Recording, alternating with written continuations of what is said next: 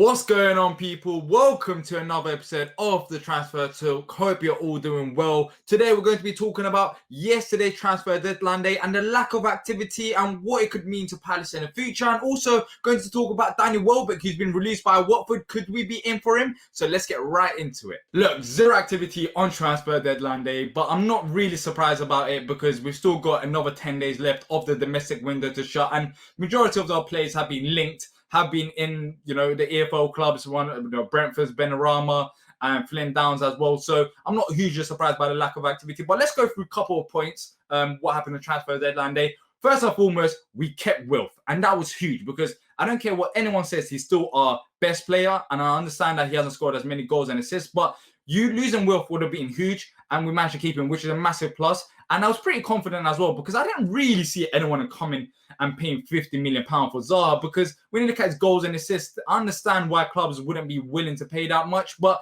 he's here, he stayed. But one thing that I want to talk about that has annoyed me, and it is annoying me, is the fact that Roy Hodgson keeps using Wilfried Zaha as a scapegoat. And you might be saying, what you're on about, but end of last season, he said the following. He said something along the lines of Wilfried Zaha's head's not in the game and that he may want to move away from the club. Then following the Chelsea game, after that shocking performance, not from Wilfried Zaha, from Palace as a team and their negative tactics, Roy Hodgson said the following: Wilfried Zaha's place is not guaranteed if good performances dip. And I swear to God, if Roy Hodgson drops Wilfried Zaha based on performances, then I really don't know what to say, because how on earth are you targeting him out of everyone in the squad? Look on the weekend, I don't know, this is not about transfer talk, but it's about Palace, and I just want to let it out.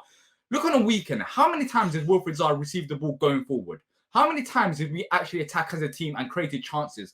Barely any. And you're blaming that all on Wilf when you told the team to sit back? I just don't understand that. And I'm getting frustrated because this is not the only time he said this. And if he keeps saying this, and if he drops Wilfried Zaha, then I have no words for the man. I want him to stay at the club, Roy Hodgson, until the end of the season. But if he drops Wilfried Zaha, then I want him gone because he's absolutely lost the plot.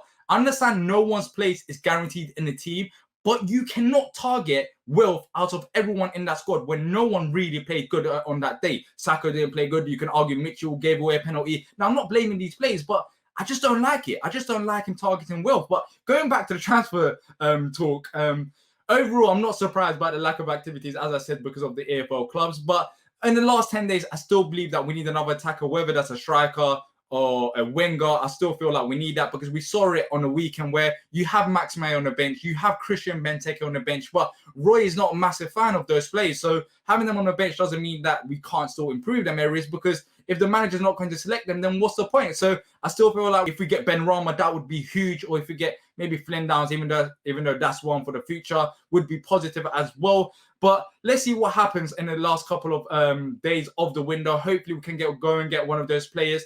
But let's talk about an actual rumour now, which is on Danny Welbeck. And he has been released by Watford, and Palace and Southampton were linked with him before. So I wonder what's going to happen there, because as I mentioned, we need another striker or winger.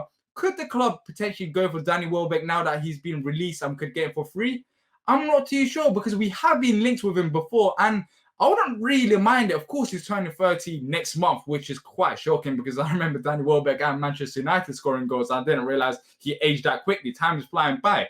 But I feel like he would be a decent short-term addition. I know some of you would be talking about he's always injured, he's always that. And I understand that as well.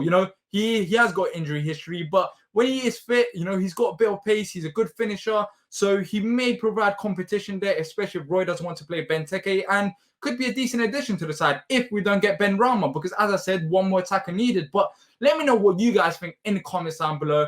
Overall, I went on a little rant there with Wilfried Zaha's situation, with the overall transfer deadline day activity, but hope you guys have enjoyed the episode. If you have, make sure to leave a like and subscribe so you don't miss out on future content, and make sure to turn on your notifications as well, because there'll be many more Transfer Talk episodes coming before the domestic window shuts. And until next time, up the Palace.